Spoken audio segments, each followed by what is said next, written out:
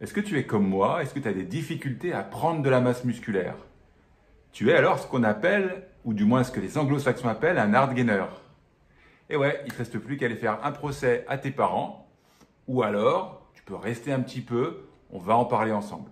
Tout d'abord, est-ce que le hard gainer existe vraiment? Est-ce que c'est pas un mythe, une légende urbaine? C'est peut-être tout simplement quelqu'un qui s'entraîne mal, qui mange pas correctement, qui dort pas suffisamment ou qui a des stress chroniques pas possibles. Est-ce que ça existe vraiment, le concept de hard gainer? On va se pencher sur une étude publiée en 2024 qui répond à cette question et à plein d'autres. Les chercheurs ont été drôlement futés, ils ont travaillé avec la leg extension, la machine à quadri. La machine à quadri, l'avantage c'est que tu peux faire les deux jambes en même temps ou une jambe après l'autre. C'est l'option qu'ont choisi les chercheurs. Sur une jambe, ils ont fait un protocole avec très peu de séries et sur l'autre jambe, un protocole avec bien plus de séries. Je détaillerai un petit peu plus tard, plus précisément le protocole. Mais l'idée, c'est que déjà, en faisant un protocole avec très peu de séries sur une jambe, ils ont pu identifier, pas ce que nous on appelle les hard gainers, parce que ce n'est pas un terme scientifique, ils ont identifié, grâce à ça, les non-répondeurs. Les non-répondeurs à un faible volume d'entraînement. Si sur la première jambe, la jambe où tu fais très peu de séries, eh bien, tu progresses bien avec ce système avec peu de séries, ben, ça veut dire que tu es un bon répondeur au volume limité. Et inversement, si tu ne progresses pas en faisant très peu de séries, ça veut dire que tu es un mauvais répondeur, un non-répondeur au volume de travail faible. Ils ont identifié que oui, il y a des sujets qui répondent bien à un volume de travail faible. Donc le concept de non-répondeur en termes de volume de travail existe. Une autre façon de le dire, en langage plus concret, oui, il existe des gens qui ont des difficultés à prendre de la masse musculaire, donc des non-répondeurs, à un volume de travail faible, c'est-à-dire un nombre de séries faible. Et d'autres, inversement, qui prennent de la masse musculaire avec peu de séries. Donc ça, c'est déjà très cool comme résultat. Rentrons maintenant un peu plus dans le protocole spécifique de l'étude. 85 participants pour cette étude, dont 44 femmes, moyenne d'âge 68 ans. Ce sont des personnes non entraînées, mais ne t'en va pas si tu as 20, 30, 40 ou 50 ans, parce que les résultats de cette étude, de mon point de vue, sont complètement généralisables. On en reparle un petit peu plus tard dans cette vidéo. Ce qu'il faut que tu comprennes, c'est que on a donc de la leg extension, une jambe fait une série et l'autre jambe en fait 4. On a déjà parlé du fait que grâce à ça, on a pu identifier des répondeurs et des non-répondeurs à faible volume de travail en ce qui concerne l'hypertrophie. Et donc, maintenant, plus précisément, qu'est-ce qu'il faisait comme protocole d'entraînement? Il faisait pendant 10 semaines, 2 séances par semaine sur la leg extension, soit une, soit 4 séries de 8 à 15 répétitions max. Ça veut dire que si c'est 8 répétitions max, tu ne peux pas en faire une 9e, tu es à toc à chaque série. Repos 60 à 90 secondes. Ils ont mesuré deux choses. Ils ont mesuré la force maximale sur le leg extension et aussi l'hypertrophie du quadriceps avec l'IRM. Ce n'est pas souvent qu'on voit de l'IRM en protocole de recherche en sciences du sport pour mesurer l'hypertrophie et c'est très cool. Second résultat de l'étude, est-ce qu'un non-répondeur à un faible volume d'entraînement reste non-répondeur si on augmente le volume d'entraînement, si on fait plus de séries, ou est-ce que les choses changent? Eh bien oui, les choses changent. Quand on augmente le nombre de séries, le non-répondeur augmente alors la force du quadriceps et son volume. Donc c'est une bonne nouvelle. Ce n'est pas marqué dans le marbre le fait qu'on soit non-répondeur. Les choses peuvent changer en augmentant le volume d'entraînement. En tout cas, c'est ce que nous montre cette étude.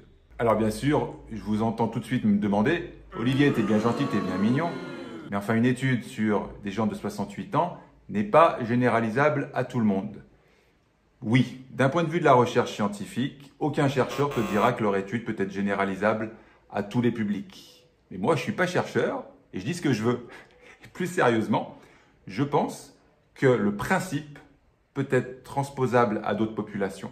Mais en fait, c'est la mise en application de ce principe-là qui peut différer. Effectivement, que si tu fais qu'une seule série, il y a quand même peu de chances qu'il se passe de grandes choses, que tu aies 68 ans ou 25.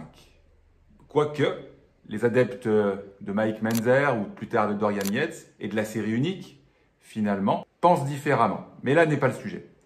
Ce que je veux vous dire, c'est que je pense que ce principe est transposable. Ce qui change, c'est la quantité globale de séries pour lesquels on devient répondeur ou pas répondeur. Et alors là, vous allez me demander, et oui, mais alors, c'est quoi? À partir de combien de séries on est non-répondeur à un faible volume de travail? Eh bien là, je pourrais vous faire une réponse, mais elle serait bidon. Je pourrais vous dire par exemple 8 séries. Ok, mais le problème, c'est que ces 8 séries, c'est 8 séries de quoi? 8 séries de mouvements monoarticulaires, comme par exemple la machine à quadri, mais on ajoute aussi les mouvements polyarticulaires, comme le squat. Bah oui, dans les squats, il y a du quadriceps qui est recruté. Et après, qu'est-ce qu'on fait? On met toutes les séries à égalité. Les séries où il y a des répétitions en réserve, où tu t'arrêtes à 8, mais tu pourrais aller à 10. Où on met que les séries où tu es à toc. C'est de vous poser la question honnête, qui est, est-ce que, franchement, quand je m'entraîne, j'ai l'impression que mes séances sont un peu courtes, je pourrais faire un petit peu plus, et surtout que, en faisant comme je fais actuellement, eh ben, je progresse pas ou peu. Si vous êtes dans ce cas de figure, tentez alors une augmentation du volume de travail via une augmentation du nombre de séries. Par contre, allez-y tout doucement, une série après l'autre en plus, n'y allez pas comme des bourrins. Mais de ce point de vue-là, ça peut vraiment se tenter. Mais prenons ensemble 2-3 pas de recul. Décortiquer des programmes d'entraînement, des méthodes, c'est passionnant. C'est surtout utile si vous avez des fondations solides. Il y a 3 fondations à tout ça. L'alimentation, le sommeil et le stress chronique. Si vous avez une alimentation désastreuse, un sommeil calamiteux et vous êtes submergé par un stress chronique de fou, votre plan d'entraînement va porter des fruits peut-être, mais les bénéfices seront tout à fait minorés par des fondations toutes branlantes. Donc, dézoomons un petit peu tout ça et disons-nous toujours la chose suivante. Est-ce qu'on a des fondations solides? Est-ce qu'on peut les améliorer? Oui, non. La plupart du temps, on peut les améliorer. Ça n'empêche pas de réfléchir au plan d'entraînement comme on le fait, mais on garde quand même tout ça à l'esprit, les fondations avant tout. Mais bien plus important que l'alimentation, le sommeil, l'entraînement, le stress chronique. Tout ça, c'est walou. À côté de quoi? À côté de ma newsletter qui s'appelle La Pépite. Il faut vous y abonner. Parce que si vous vous y abonnez, qu'est-ce que vous ferez? Déjà, vous me ferez plaisir. Et en plus, vous aurez accès tous les mardis matins à soit du partage d'expériences acquis pendant plus de 25 ans avec mes athlètes au plus haut niveau mondial en préparation physique, Flavie Renoir aux Jeux Olympiques de Paris et ma 32e athlète sélectionnée aux Jeux. Tout ça, je le partage dans ma newsletter ou alors je partage, un peu comme aujourd'hui, des études scientifiques que je mets en perspective avec mon expérience de terrain. Tout ça, c'est dans ma newsletter, elle s'appelle La Pépite. Vous cliquez sur la grosse enveloppe que vous voyez apparaître vers ma grosse tête et voilà.